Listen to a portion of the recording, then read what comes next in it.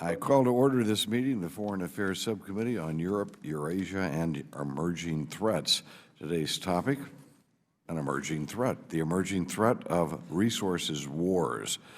And after the ranking member and I each take 5 minutes to make opening remarks, each member present will have 1 minute to make their opening remarks, alternating between majority and minority members. And without objection, all members may have 5 days to submit statements, questions, and extraneous materials for the record. And hearing no objection, so ordered. And now for my opening statement.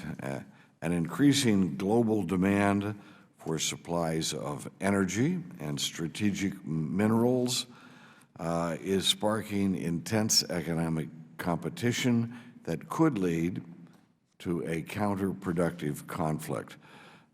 Who owns the resources, who has the right to develop them, where they will be sent and put to use, and who controls the transport routes from the fields to the final consumers are issues that must be addressed. Whether the outcomes result from competition or coercion, from market forces or state command, we will be determining how to achieve, and if we will achieve, a world of peace and an acceptable level of prosperity, or we won't achieve that noble goal.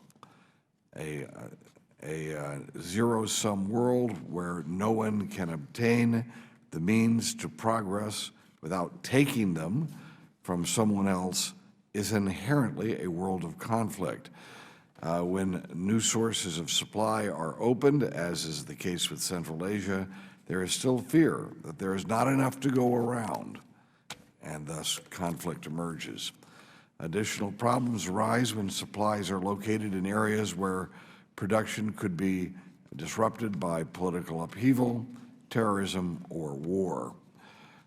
The wealth that results from resource development and the expansion of industrial production increases power just as it uplifts economies and uplifts the standards of peoples. This can feed an international rivalry on issues that go well beyond economics. We too often think of economics as being merely about business, but the distribution of industry resources and technology across the globe is the foundation for the international balance of power. And we need to pay more attention to the economic issues in our foreign policy and what will be the logical result of how we deal with those economic and those natural resource issues. The control of access to resources can be used as political leverage. As we've seen with Russia and China, they both have demonstrated that. Indeed, China is engaged in an aggressive campaign to control global energy supply chains and to protect its monopoly in rare earth elements. This obviously indicates that Beijing is abandoning its, quote, peaceful rise, end of quote, policy. This is not an unexpected turn of events, given the brutal nature of the Communist Chinese regime. This hearing will look into this, and we'll look at the economic and geopolitical tensions underlining the competition and that we see for natural resources. And we need to discuss that competition, and we need to understand what is in the national interest of the United States and what must be protected to ensure that our people can enjoy a level of peace and prosperity in the future. I now yield 5 minutes to the ranking member, Mr. Keating. Thank you, Mr. Chairman, and thank you for holding this timely hearing. Today's hearing topic provides us with an opportunity to look beyond Europe and Eurasia and examine the global impact of depleted resources, climate change, and expanding world population, and accompanying social rest. In March, for the first time, the Director of National Intelligence, James R. Clapper, listed, quote, competition and scarcity involving natural resources, unquote, as a national security threat on a path and on a par with global terrorism, cyber war, and nuclear proliferation. He also noted that, quote, terrorists, militants, and international crime groups are certain to use declining local food security to gain legitimacy and undermine government authority, unquote, in the future. I would add that the prospect of scarcities of vital resources, including energy, water, land, food, and rare earth elements, in itself would guarantee geopolitical friction. Now, add lone wolves and extremists who exploit these scenarios into the mix and the domestic relevance of today's conversation, and you can see the importance of this is clear. Further, it's no secret that threats are more interconnected today than they were, let's say, 15 years ago. Events which at first seem local and irrelevant have the potential to set off transnational disruptions and affect U.S. national interests. We saw this dynamic play out off the coast of Somalia, where fishermen were growing frustrated from lack of governance and enforcement against vessels harming their stock, and where they took up arms and transitioned into dangerous gangs of pirates. Now, violent criminals threaten Americans and multinational vessels traveling through the Horn of Africa. Unfortunately, I don't see a near-term end to the coordinated international response that this situation requires. I agree with Mr. Clapper that the depletion of resources stemming from many factors, which above all include climate change, has potential to raise a host of issues for U.S. businesses worldwide, for U.S. officials, and for individuals that are traveling abroad themselves. For this reason, Mr. Chairman, I have long advocated for alternate energy resources. Yet as a representative of what will hopefully one day be our nation's first offshore wind farm, I deal daily with obstructive businesses and individuals trying to get in the way of this and other projects in exchange for increasing their company's net profits.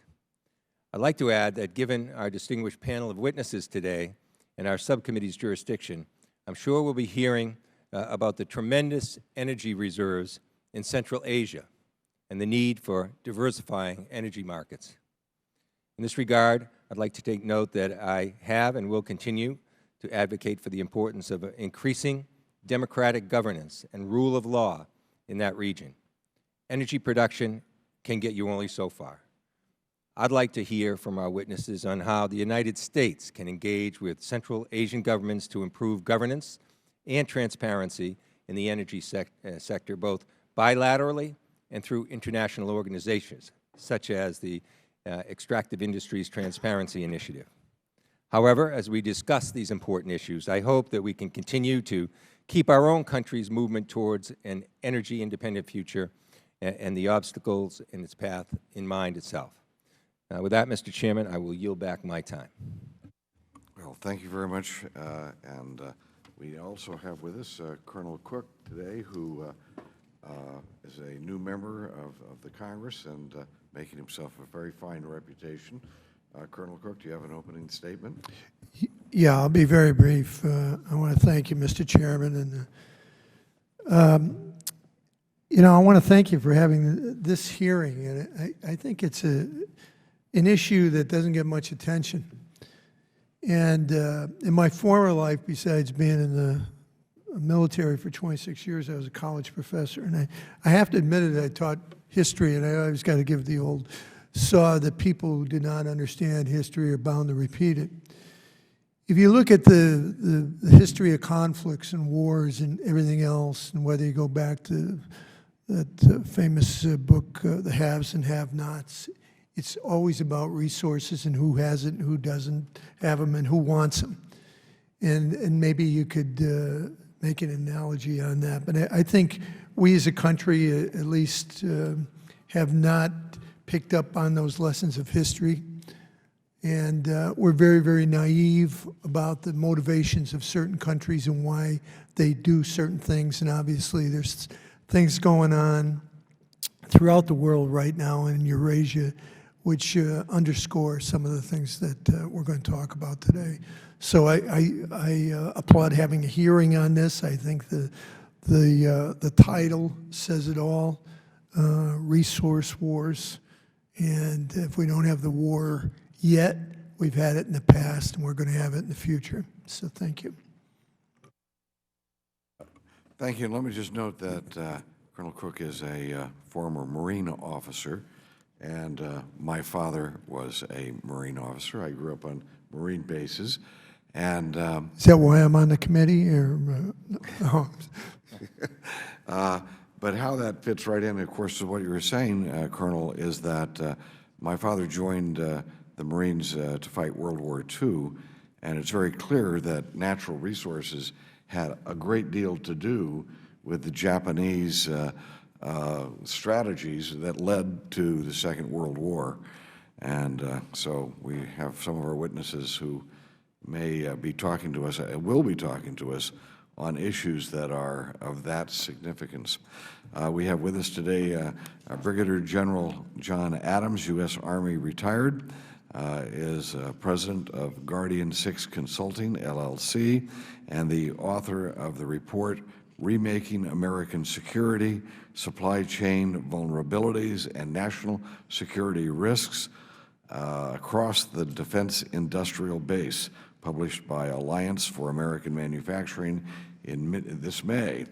General Adams served his final military assignment as Deputy U.S. Military Representative to the NATO Military Committee in Brussels, Belgium. And on September 11, 2001, General Adams was stationed at the Pentagon as Deputy Director of European Policy in the Office of the Secretary of Defense. And we know what happened on that day. During his 30 years in the Army, General Adams' assignments have ranged from aviation to military intelligence.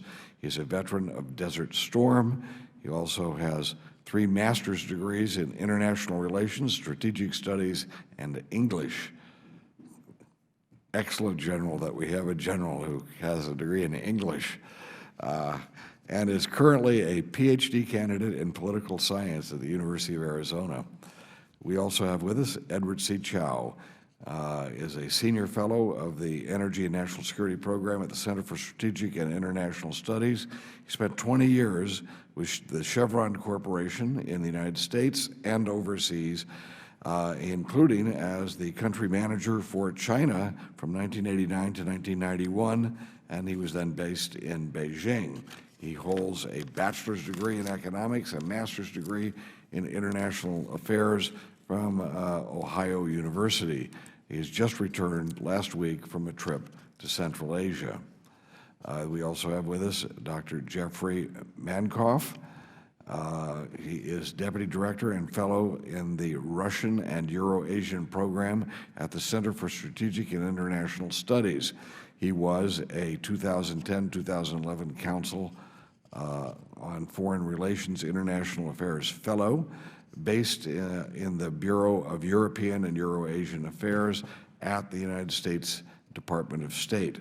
From 2008 to 2010, he was Associate Director of International Security Studies at Yale University, and he received a PhD in Diplomatic History and an MA in Political Science from Yale, with his BA in International Studies and Russian Studies from the University of Oklahoma.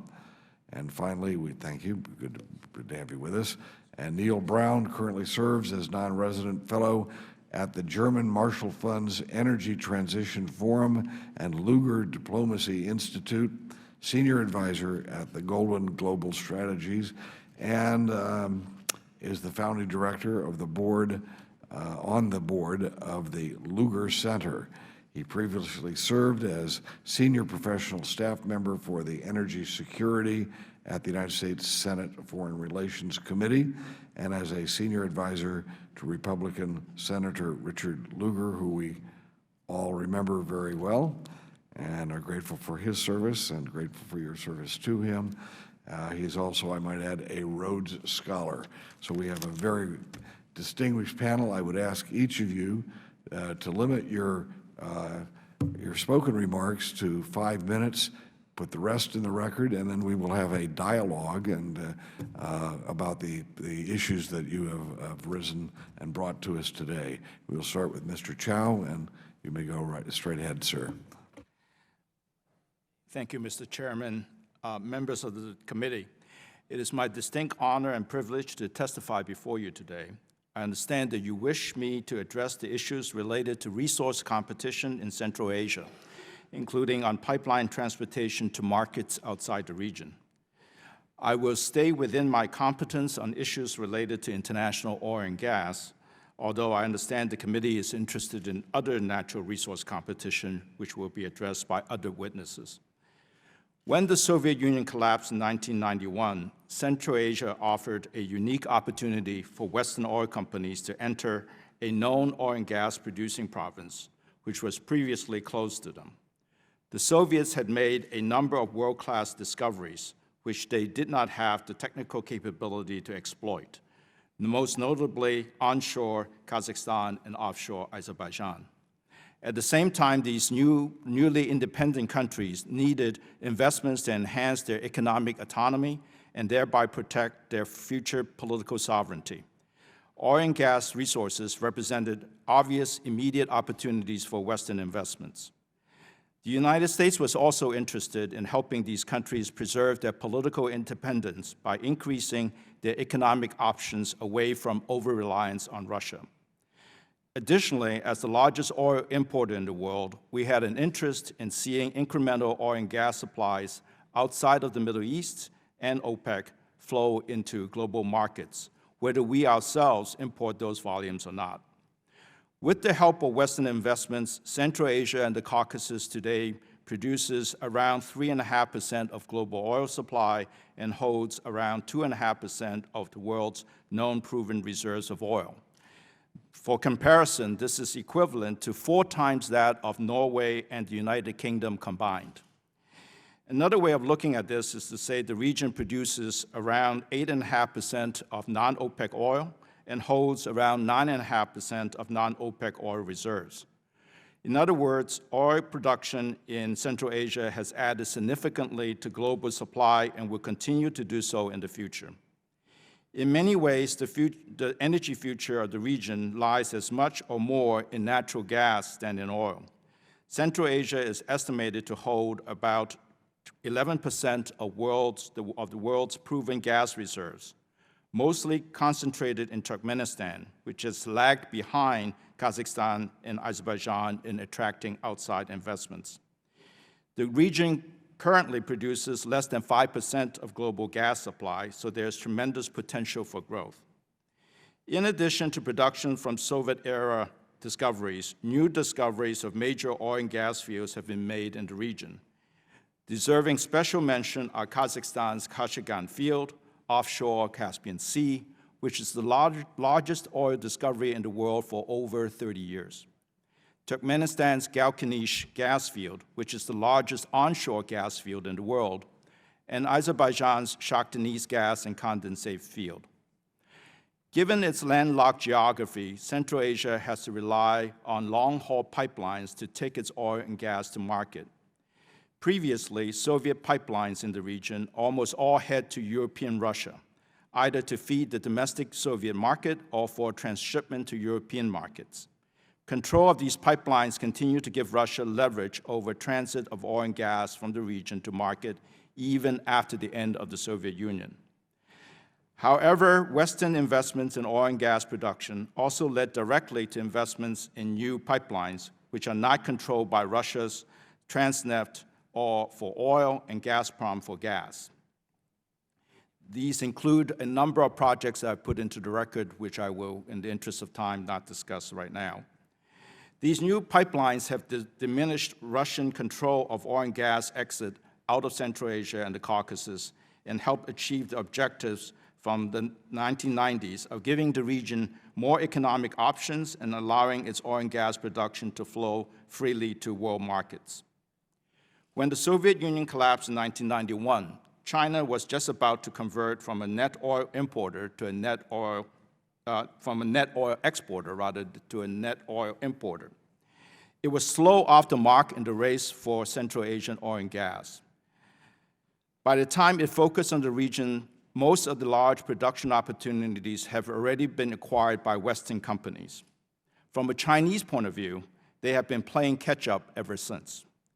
Today, China is the second largest oil importer in the world and an increasingly important importer of gas. With stagnant Chinese production and rapidly growing energy demand, China is destined to replace us as the world's largest oil importer in a decade or so. Its companies have been investing in oil and gas around the world, including in neighboring Central Asia. Chinese companies now produce around 30% of Kazakhstan's oil, although from smaller fields than those operated by Western companies, and hold the only onshore concession in Turkmenistan.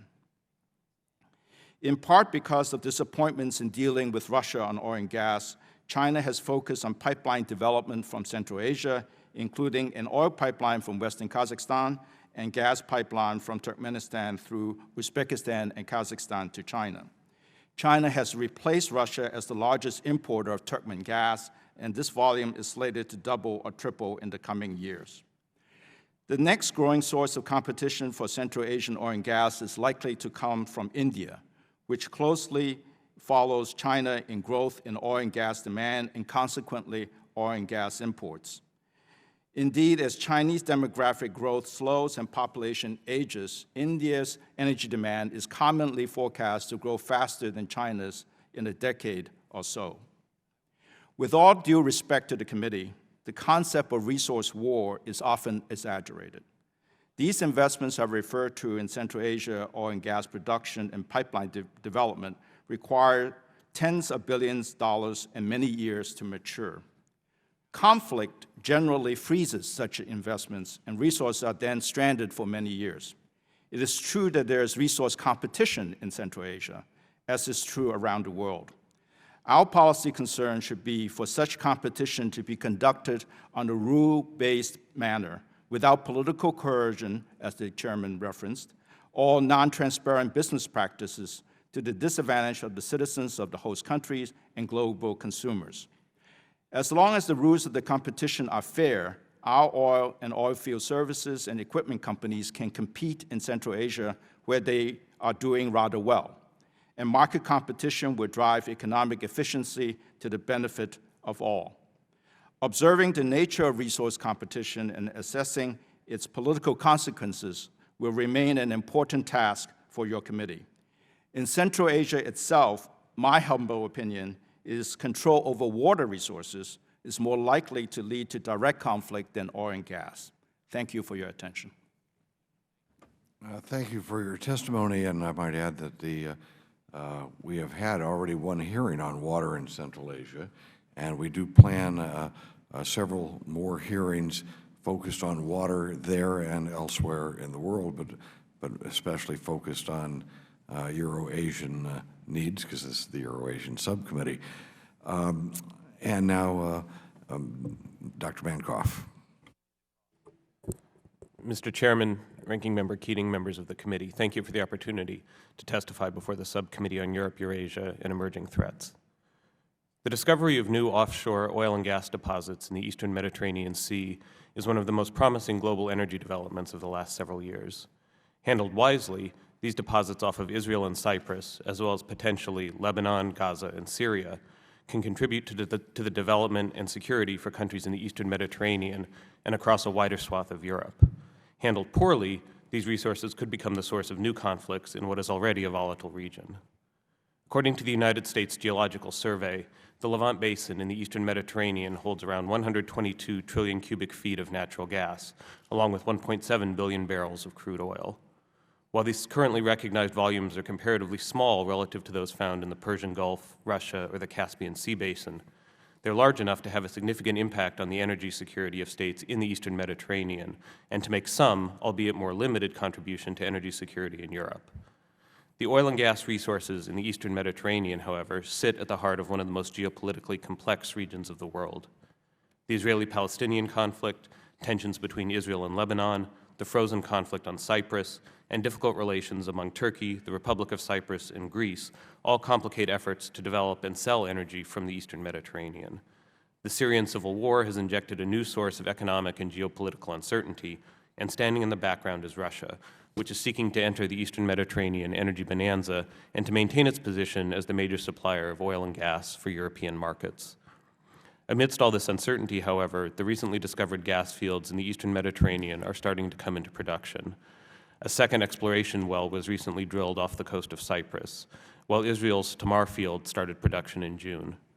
With mounting uncertainty in Egypt, and indeed across much of the Arab world, the ability to meet its energy needs from domestic sources is a critical contribution to Israel's energy security. Yet, Israel's transformation into a significant energy producer is not without its challenges. Most immediate, perhaps, is the question of how Israel will sell its surplus gas on international markets. The most economical option, at least in the short term, would be the construction of an undersea pipeline, allowing Israeli gas to reach European markets through Turkey. Such a pipeline, Israel-Turkey, would be less expensive to build than new liquefied natural gas facilities, would reinforce the recently strained political ties between Turkey and Israel, and would contribute to the diversification of Europe's energy supplies by bringing a new source of non-Russian gas to Europe. Such a pipeline, however, would likely run off the coast of Lebanon and Syria, or have to go to Turkey through Cyprus, and both options are fraught with peril. Though Lebanon and Israel have not demarcated their maritime border, Beirut argues that Israel's gas fields cross into Lebanese waters, and Hezbollah has threatened to attack Israeli drilling operations. Syria, of course, is in a state of near anarchy, and in this perilous environment, finding investors willing to build a pipeline will be challenging, and even if built, such a pipeline would be difficult to secure. Going through Cyprus is also difficult, largely because of the difficult relationship between the Republic of Cyprus and Turkey. However, Cyprus's own gas fields represent another potential source of conflict. Turkey has not recognized the Republic of Cyprus's exclusive economic zone, and in fact has pressured companies seeking to do business there. It recently also began its own exploratory drilling off of the de facto Turkish Republic of Northern Cyprus without permission from the government in Nicosia. The revenues from Cypriot energy could benefit communities on both sides of the island, but only if a political agreement can be worked out in advance. The major alternative to a pipeline from Israel to Turkey would be to build an LNG, a liquefied natural gas facility, to liquefy gas for sale to markets in Asia and the Middle East. Russia, in particular, backs this idea. The push to build new LNG facilities, though, is only one way in which Moscow and its energy companies are seeking to play a larger role in the eastern Mediterranean. In addition to a February 2013 marketing agreement signed with the Israelis at Tamar, Russian companies are also interested in Israel's much larger Leviathan field, as well as in the offshore oil and gas off of Lebanon. Of course, given Russia's interest in preventing competition for its gas in Europe, there are legitimate questions about whether Gazprom would actually follow through on developing any of these concessions that it might win in the eastern Mediterranean. One reason the United States has cared about eastern Mediterranean gas is because of its potential to bolster the energy security of U.S. allies in Europe. Today, this concern is less pressing than in the past. The recent announcement of the Trans-Adriatic pipeline, connected to the Trans-Anatolian pipeline, heralds the beginning of the long-awaited Southern Gas Corridor, which will bring new supplies from the Caspian to Europe. While small, these projects can be scaled up in the future. The United States itself is also poised to become a significant gas exporter. And finally, the ongoing implementation of the European Union's third energy package is creating a more competitive, liberalized, and deeper market in Europe itself. While all of these developments promote European energy security, as the Congressional Research Service has noted, Russia will remain the principal supplier of Europe's gas for many years. The potential volumes from the eastern Mediterranean could bolster European energy security around the margins, but they're not sufficient to change this fundamental reality. For that reason, Washington's main objective in the eastern Mediterranean should be less about Europe and more about ensuring that this energy does not become a source of new resource conflicts, whether between Israel and its neighbors or over Cyprus. The United States' push for Israeli-Turkish reconciliation, which the promise of energy cooperation has helped facilitate, is a good example of the positive role that the United States can play. U.S. diplomacy in Cyprus should proceed in similar fashion. And likewise, the sharing of energy benefits should also be one element in an ultimate settlement of the conflict between Israelis and Palestinians. The United States has no reason to oppose the role of Russian companies in the eastern Mediterranean in principle. However, it should work with partner governments in the region to ensure transparency and that the promised production does in fact occur. Eastern Mediterranean energy can advance a range of U.S. interests in the wider region. Absent sustained diplomatic engagement, however, it can also become a source of new conflicts in what is already a very dangerous area. Avoiding that outcome should be the primary focus of U.S. engagement on the future of energy in the eastern Mediterranean. Thank you. Thank you very much. Now, we have about 10 minutes before a vote is called, and so it is the intention of the chair to finish the testimony. We will then retreat to the floor where we will be casting our ballots on very important issues. And when we come back immediately thereafter for the question and dialogue session of this hearing. General, you may proceed, and we're about to have some votes, so if you could keep it to 5 minutes, that'd be great. Chairman Rohrabacher, Ranking Member Keating, and members of the subcommittee, I want to thank you for taking the time to examine emerging foreign threats to the national security and interests of the United States related to the irresponsible and predatory actions of other nations in their pursuit for national resources. I'm a 30-year veteran of the United States Army, and my firm, Guardian 6 Consulting, recently partnered with the Alliance for American Manufacturing, a labor management partnership between some of America's leading manufacturing companies and United Steelworkers to take a look at vulnerabilities to the American defense industrial base. Our report, Remaking American Security, examined a range of vulnerabilities and, in particular, instances in which reliance on offshore companies deep in the supply chain puts U.S. national security at risk. The defense industrial base really needs to be managed as a part of our force structure. Our report took the approach of linking strategy to forces that we need to win, to the capabilities those forces possess, to the programs that enable those capabilities. Then we drilled deeper. Which supply chains do we need in place and secure so that those programs can be successful?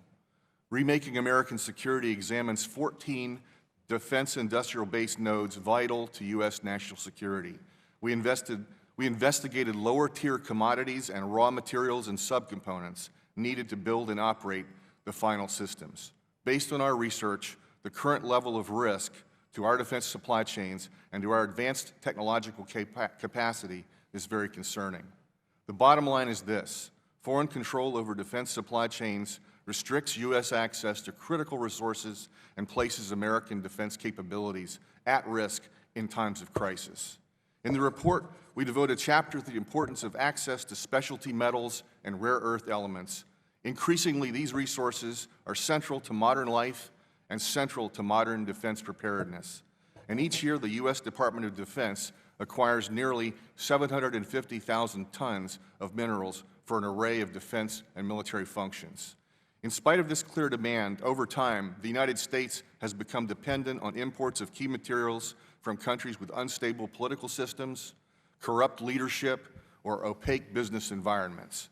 The United States used to have relatively easy access to many mineral ores, but this situation has changed dramatically as the United States has neglected to preserve its mining base and global demand for minor and unusual chemical elements has surged. Compounding the tensions over access to specialty metals, many countries rich in natural resources take a stance of resource nationalism. Within the past decade, countries have attempted to leverage and manipulate extractive mining by threatening to impose extra taxes, reduce imports, or reduce exports, nationalize mining operations, and restrict licensing.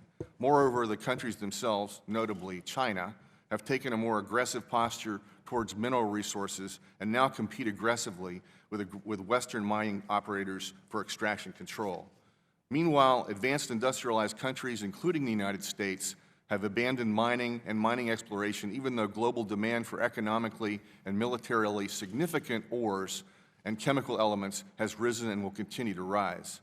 These factors, taken together, present a dangerous and unsustainable situation for our economic and national security. Specialty metals are used in high-strength alloys, semiconductors, consumer electronics, batteries, armor plate, and many more defense-specific and commercial applications. We possess significant reserves of many specialty metals with an estimated value of $6.2 trillion. However, we currently import over $5 billion of minerals annually and are almost completely dependent on foreign sources for 19 key specialty metals. The United States must maintain strategic reserves of those defense-critical elements, strategic elements, that face likely shortages while seeking alternative sources. Congress is beginning to give appropriate attention to this issue and shifting more toward a bottom-up approach to securing the supply chains of key materials, but more must be done. The federal government has not formulated a comprehensive policy approach to address the national security risks of inadequate access to many of these key minerals. In the middle of a complex defense drawdown as well as sequestration, which cuts budgets and deprives our defense planners of flexibility, the defense industrial base can seem like a distant and abstract concern, but it's not.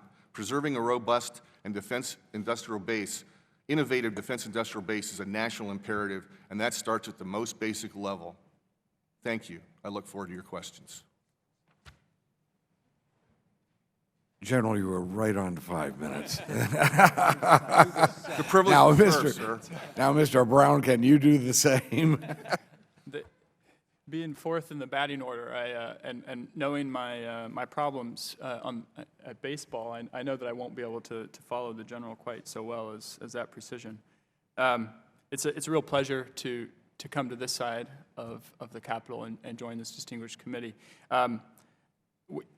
When I joined the Senate committee staff in 2005, we held a lot of hearings on these sorts of issues, and at that time, it was a lot of doom and gloom. For decades, really, we had become conditioned as Americans to be on the receiving end of oil and gas, particularly oil decisions with governments that did not have our best interests at heart. So I'm particularly grateful for this committee, for you, the chairman and ranking member, for holding this hearing at a time where Americans are doing what we do best, which is changing the rules of the game through innovation in oil and gas, in unconventional sources, efficiency, alternative energy.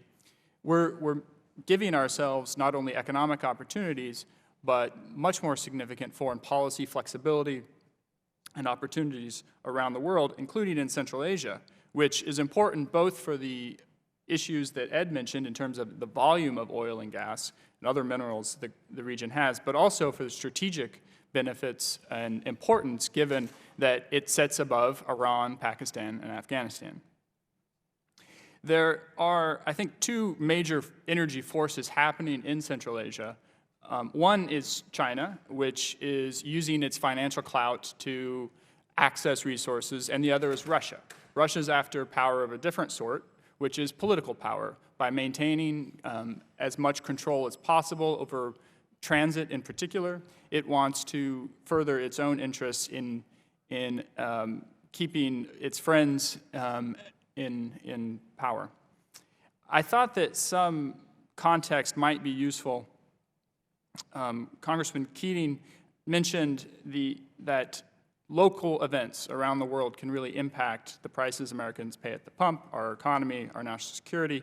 And really what's happened in the global oil market in particular is that the rising demand of emerging economies, particularly China, India, and in the Middle East, ironically, has over time really narrowed the margins in the global oil market, which meant, particularly in the mid-2000s, that even small disruptions, attacks in the Niger Delta on Shell's facilities could have an impact right here at home.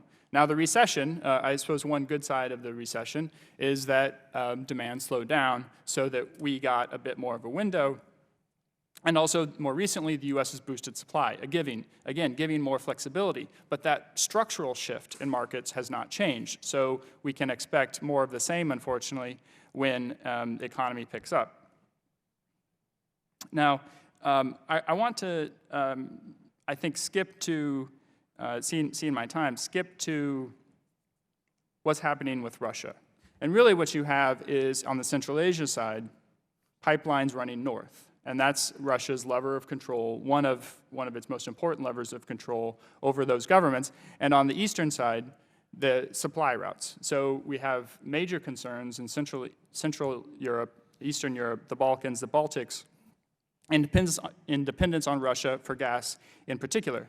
Now, if Russia were simply to allow markets to work, that dependence would still bring economic detriments, but it would not be I suppose, a strategic concern. But unfortunately, that's not the way Russia operates. We've seen time and again the willingness to use to use energy as a weapon or for coercion. So the U.S. strategy has really focused on diversification.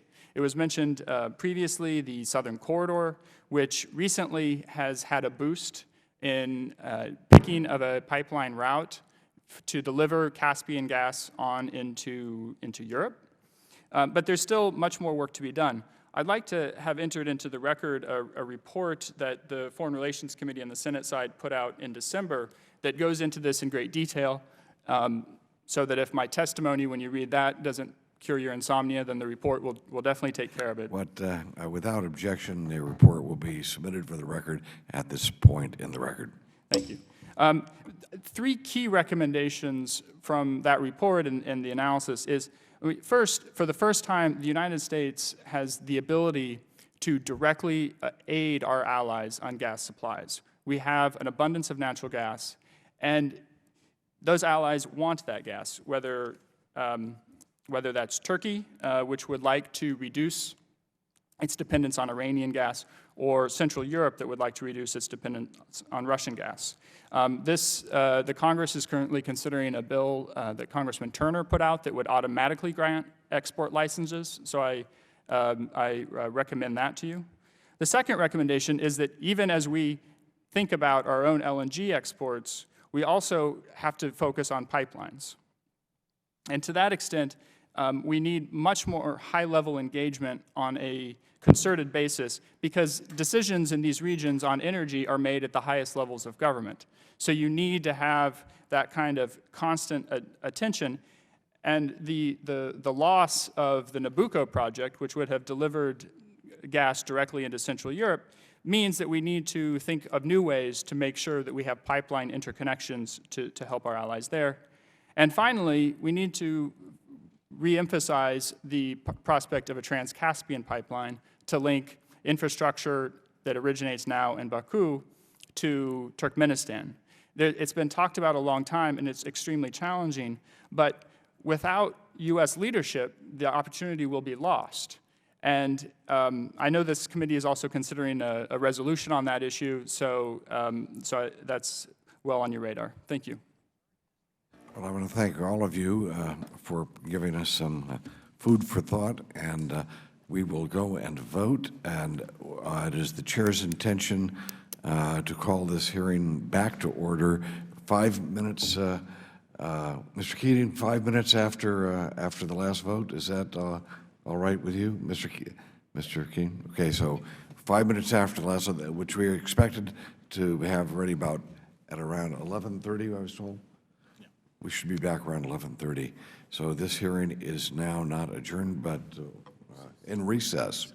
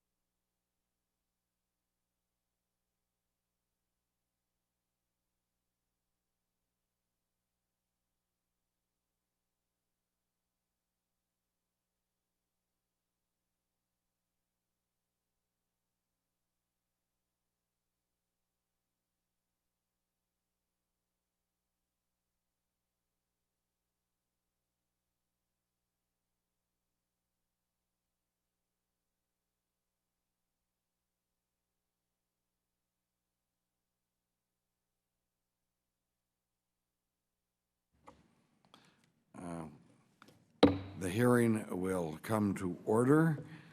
I want to thank you for holding off. The ranking member, Mr. Keating, will be joining us momentarily. He gave us permission to proceed in the meantime without him.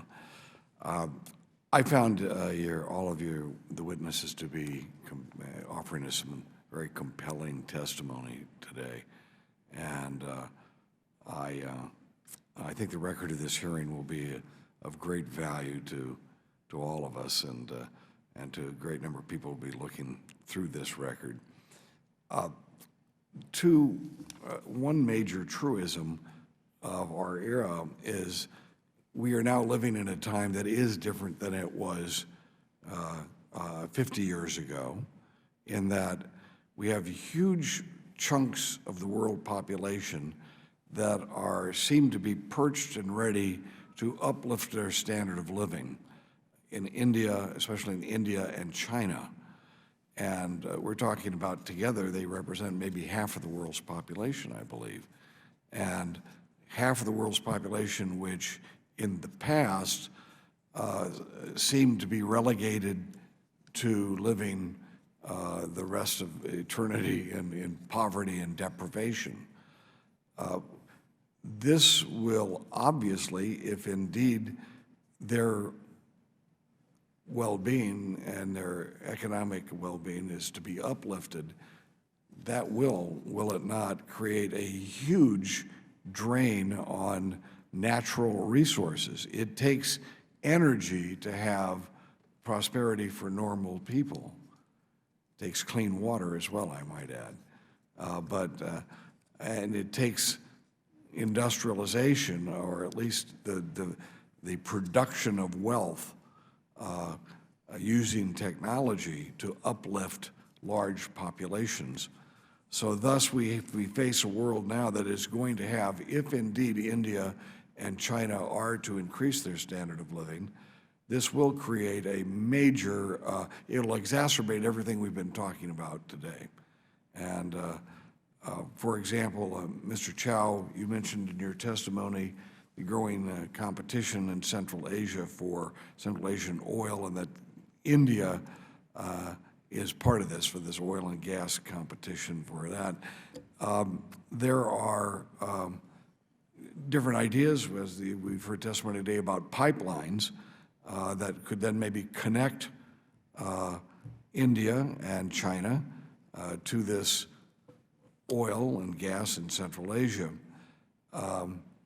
But any pipeline that would go through, or get to India from Central Asia, it seems that it would have to come through, and what's being looked at now as an Turkmenistan, Afghan, Pakistan, India pipeline, TAPI, I think they call it.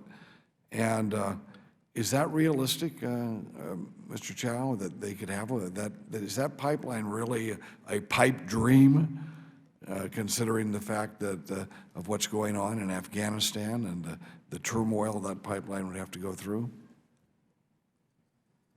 Thank you, Mr. Chairman, for that question.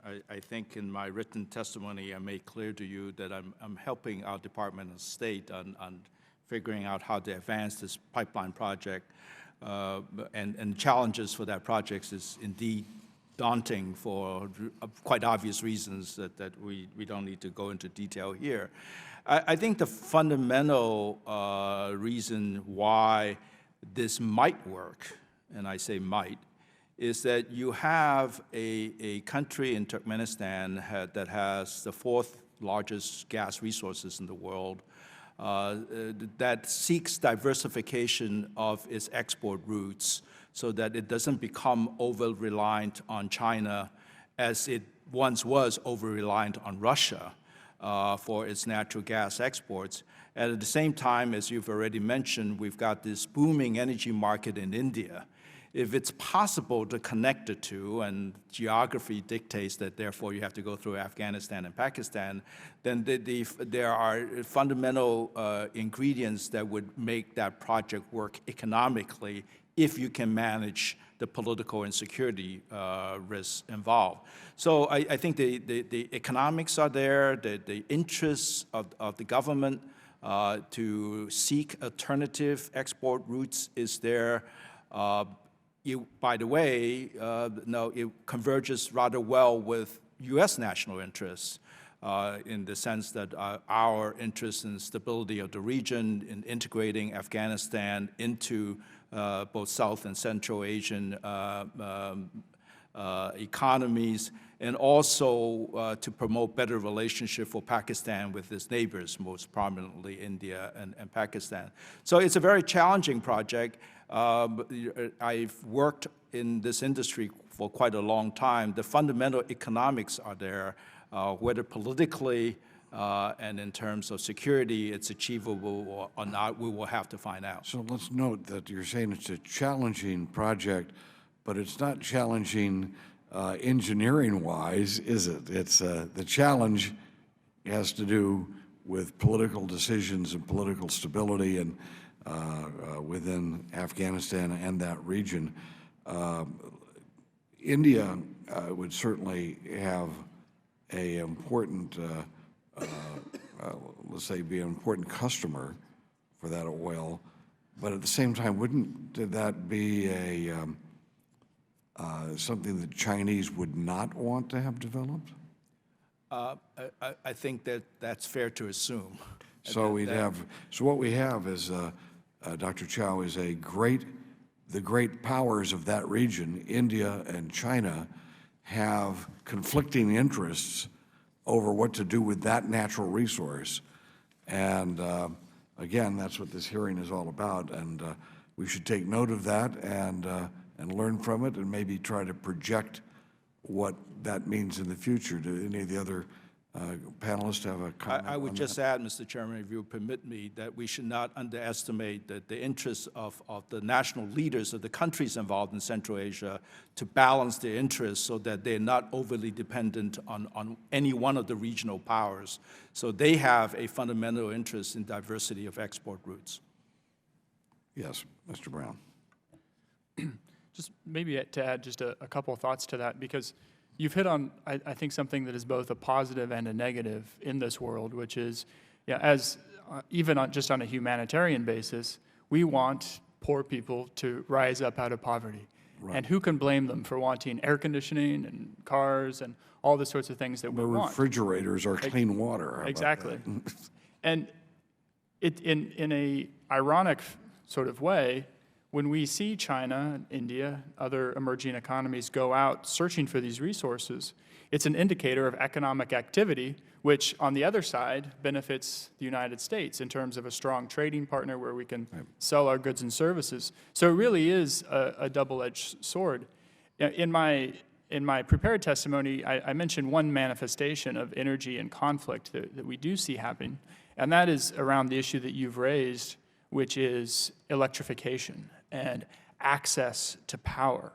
We see in countries like Pakistan, we just saw it in Egypt, where the inability of governments to provide such a basic resource as power can lead to instability that can then overthrow those governments and directly impact U.S. activities. That's why the work that Ed is doing on TAPI, there's also discussions that the World Bank is working on in electrification to bring from Central Asia. That's essential. There's also a huge, multi-billion person market out there that U.S. companies can access to provide power, whether that's from big stationary plants that might use coal or natural gas or renewables. It's much like the telecommunications and kind of personal goods, soaps and whatnot, industries found in emerging markets where these may be poor people, but they do have purchase power.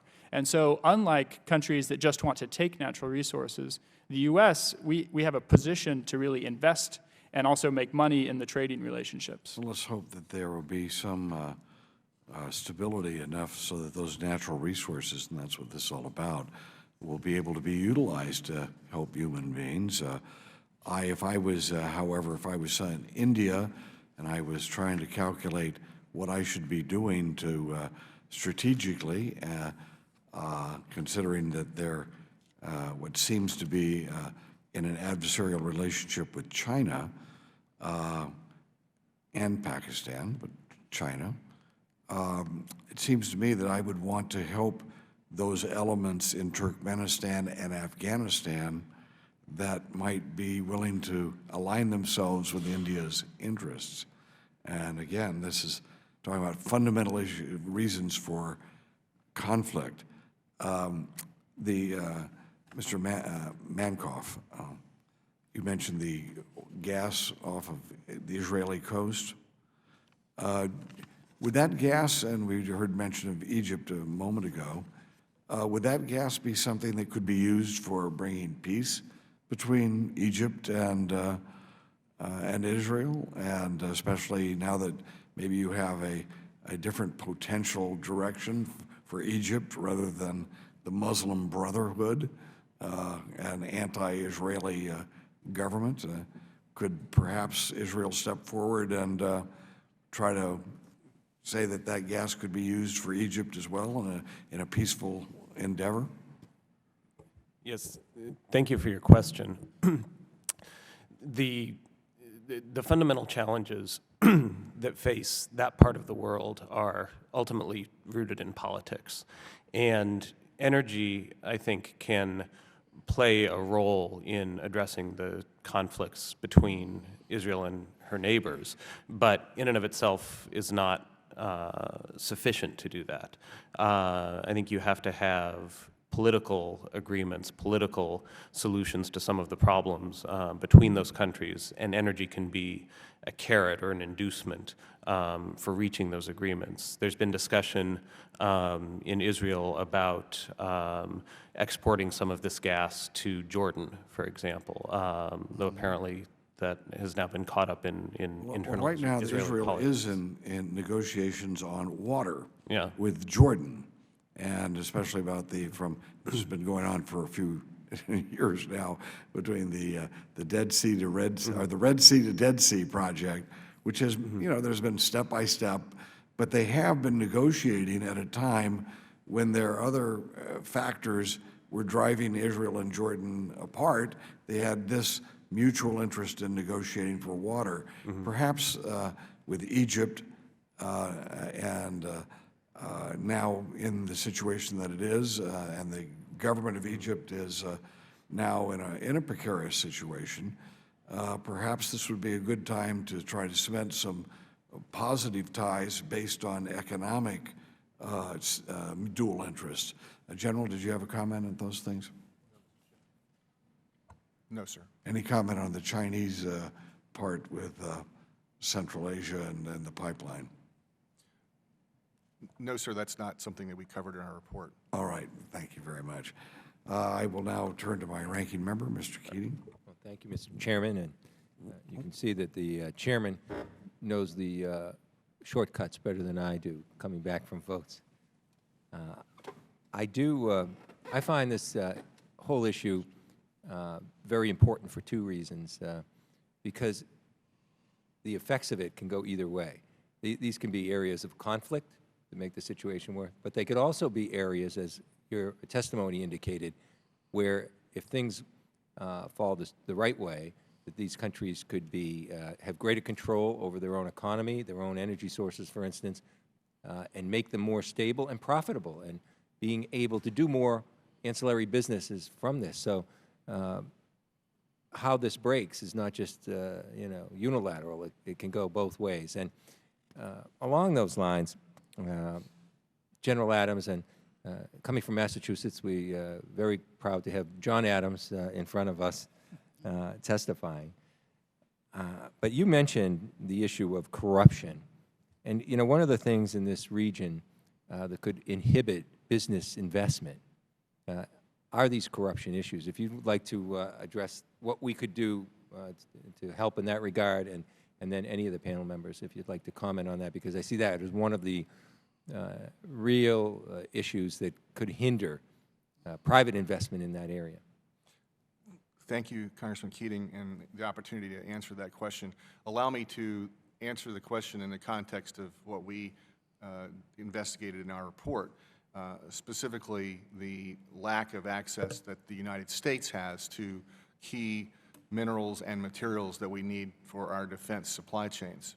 And there is, in fact, concerns, and we're concerned, based on our research, that corrupt business practices and manipulation of markets is one of the reasons that we have a lack of access to key raw materials, specifically rare earth elements. As you know, China decided 2 decades ago that they would shore up their extraction industry, their mining industry for rare earths, and they were successful in doing that.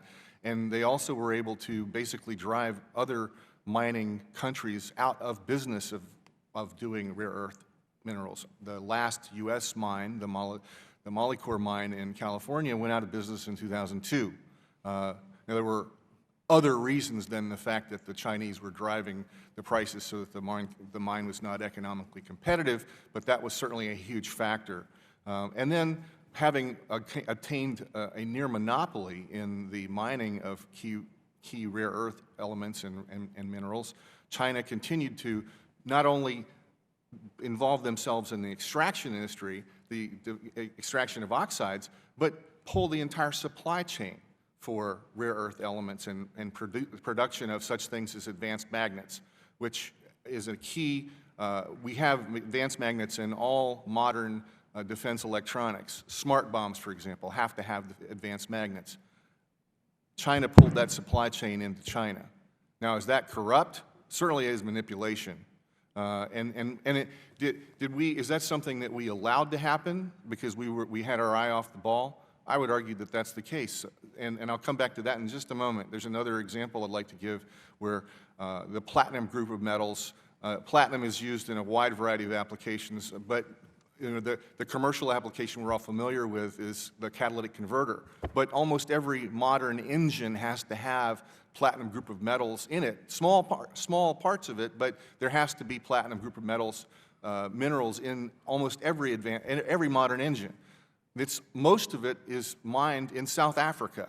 And I don't want to go into a long political discussion of the instability in South Africa, other than it is what it is. We have to remember the role of the Chinese in that as well. The Chinese have established over the last 20, 30 years excellent ties with countries in sub-Saharan Africa.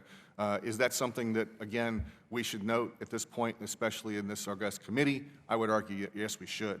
So the platinum group of metals comes largely from South Africa. We need that for our defense materials, our defense equipment. And again, is the market being manipulated, or is it corruption? I would argue certainly is manipulation. What we need to do, and I won't belabor the point, but what we need to do is to go to strategy and base our need for our strategic materials in the need for a defense strategy that fits the threats of the next 20, 30 years. We're pretty good at doing strategy. We've got a lot of people over across the river who do that pretty well, and they get a lot of help from this building as well.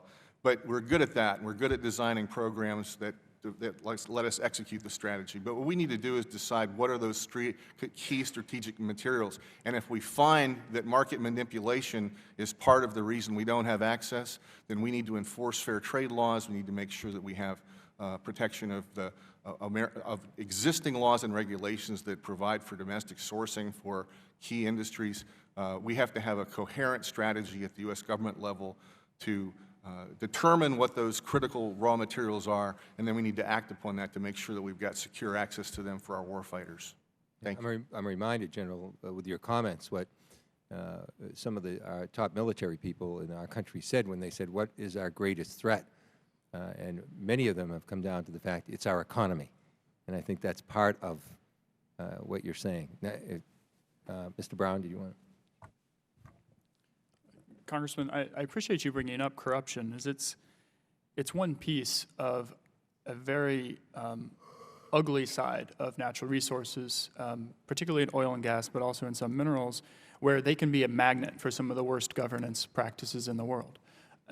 They can embolden authoritarian leaders that may choose to be authoritarian against their own people's interest or against our interests, and we see that around the world. In the extreme, it can even lead to conflict. It undermines political stability, and you see internal conflict around the use of those resources and the revenues. So the best example of that, of course, is the Niger Delta. And as you mentioned, and that's a good example of a major company then having its infrastructure, its oil be shut in because of that violence. Now, Central Asia, fortunately, does not face that level of violence, but we all know that the revenues from these resources are supporting some rather poor governance practices. And of course, you see the same thing in Russia. I think the unfortunate side is that we have limited leverage on governance of resources, precisely because the governments are rich because of them. So we have very little aid money going in. At the same time, we have competing priorities, so we have strategic needs in Central Asia, so we can only do so much. But I mean, there is a good news story, which is that Congress a couple years ago took the step to really institutionalize norms that are focused on the fact that information is the necessary first step to improve governance in these countries, to empower civil society, to empower the press, and to empower investors. So laws are now in place that will bring to light the revenues that are paid to these governments so that then that information can be used effectively. In your opening comments, you also mentioned the Voluntary Extractive Industries Transparency Initiative. Well, probably not that many people know, but the U.S. now has decided to lead by example. And so the government, led by the Department of Interior, companies, and civil society are, just yesterday actually, there was their most recent meeting, they're coming up with common practices so that we can show the American people what the federal government is bringing to bear. And that's going to have tremendous impacts in our diplomacy, because one of the things when you go talk to these governments and say, well, you should be more transparent, et cetera, they say, well, what are you doing? Well, I'm happy to say that the U.S. government is now going to be at the lead of that, and I really encourage Congress to become involved in those discussions, because you're the people who are going to have to explain it to Americans when they ask. Yes, Doctor. Yes, I would just like to add a word about Central Asia. For the last decade plus, United States engagement in this part of the world has been driven very heavily by the conflict next door in Afghanistan. And that has created a kind of dependence, if you will, on these relatively untransparent, corrupt, and often brutal governments in Central Asia. But because of the dependence that we've had on them for security cooperation, it's been difficult for the United States to place issues of transparency and governance at the top of the bilateral and regional agenda in dealing with these countries.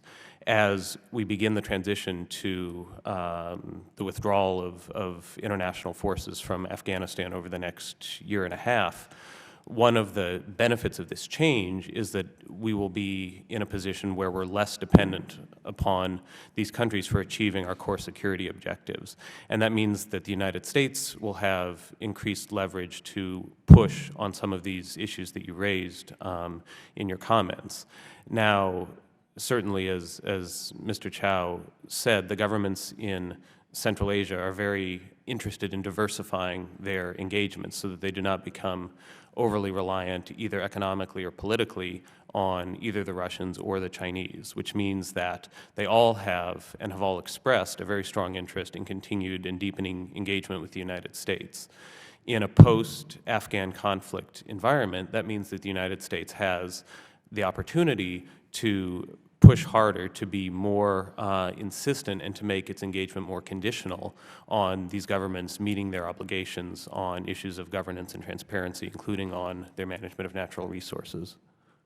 Great. I would just have one other last comment, if I could, Mr. Chairman, and that would be many of these resources, these rare minerals, they're there, but there aren't transportation networks, there aren't infrastructure support to get them. It would be too expensive. So one of the things that came to my mind is if we're engaged somehow in assistance, either the private or the governmental side in these, maybe there can be linkages between some of those infrastructures being built and making sure there's transparency with the mining and development of many of these rare materials. General, and that's my last question. Sir, if I may respond to that, you may know that we have looked closely at Afghanistan for the possible extraction of raw materials, specifically rare earth elements, in Kandahar, and how difficult that would be.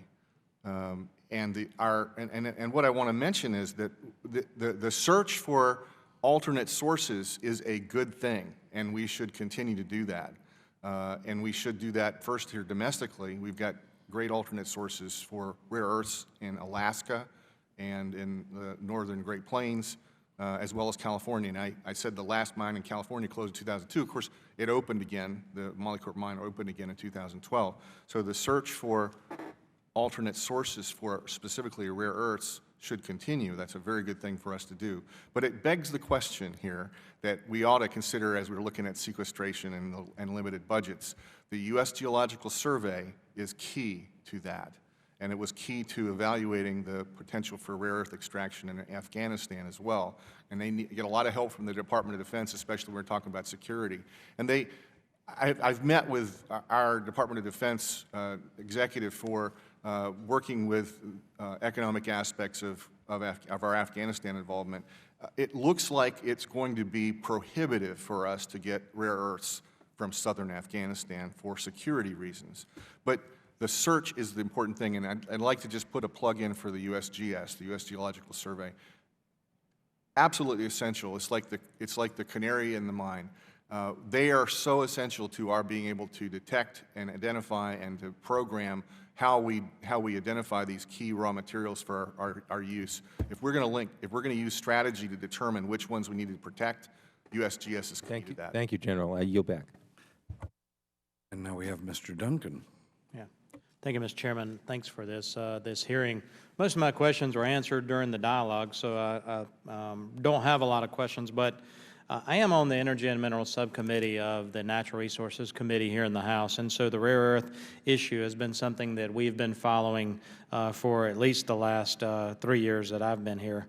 And I do concur with the General that we've missed some opportunities with over the last 30 years, but if the administration and Congress will look forward to developing those relationships with the countries that China currently has the relationships with, that have the rare earths. But I will also say that, and you just touched on it, we've got a lot of rare earths in this country that are currently, the mining areas and the resources are currently off the table for mining activity and production, just due to a lot of policies current and in the past. And so I believe we need to open up more of those resources here in America. It's not only an energy independence policy, but a security policy with regard to rare earths. And I also want to mention that, Mr. Chairman, I am co-chair of the Transatlantic Working Group with members of European Parliament. And we had members of European Parliament in Washington last week. And one of the topics of conversation was their reliance, European countries' reliance on the natural gas coming from Russia, and how concerned they are about stability of that going forward. And we talked about opportunities that the United States oil and natural gas companies have to export LNG to Europe, to supply the needs of natural gas to our European traditional allies. And how Europe is definitely looking to the U.S. as a source for that. So there's opportunity if we can expedite LNG terminal applications in this country. We have an abundance of natural gas, and that's everyone's aware of that. We've got opportunity to export that to countries that are more friendly. And it's not only the European Union countries that I talk to, but my understanding is that now, some of the V4 countries, Hungary, Czechoslovakia, Poland, Slovakia, are very interested in those LNG exports as well, which kind of raises my awareness that it is a real issue because they're sitting so close to those pipelines that come through those countries from the resources to the east. And so I think there's opportunity for American companies in the energy sector, but also think America can take advantage of the resources we've got here. But also echo the General's comments, and let me pause to thank you for your service to our nation, sir.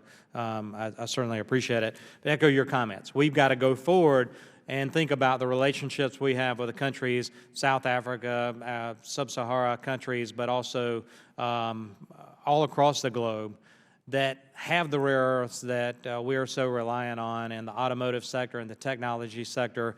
You were mentioned cell phones that operate with numerous rare earth minerals that make them work.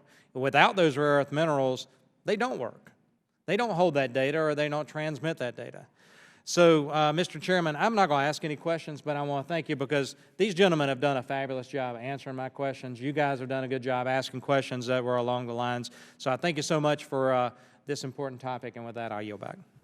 All right, well, thank you very much. Let's just note, General, was my notes are correct that you testified that there were 700, Mr. Duncan, did you hear this one? Mr. Duncan, oh, he's off. I'm going to say that, underscoring Mr. Duncan's point, that your testimony was that we import 750,000 tons of vital minerals and material every year. Is that annually? Is it 750,000 tons or 750 tons? 750,000 tons. Whew. Yeah. All right. Well, I want to thank the witnesses as well. I think that this should be viewed, and this subject should be viewed in terms of national security, but also in terms of in humanitarian terms as well. Because, as I emphasized earlier on, unless we succeed in this arena, ordinary people who now live in total deprivation around the world have no chance at all of improving their standard of living. And while we may, for example, it might be a good thing, and it is a good thing, that if we could bring some competition to the Russian pipeline that now supplies the natural gas to Europe, it would be a good thing that Azerbaijan and others have a competition with that. Competition is good for people's standard of living, and as we have found out in the United States. And so those of us who support the idea of pipelines and helping develop transportation systems for these things, it's not anti-Russian to do that, but it's pro-human being to try to develop more availability of resources, of natural gas to people everywhere, and especially those that are currently under the domination of one source for a vital material like natural gas and such. That's, by the way, one of the reasons why President Reagan opposed that natural gas pipeline from Russia during his administration, because he did not want to provide a country that didn't have free elections, which was the Soviet Union, to have such a dominant role over Western Europe.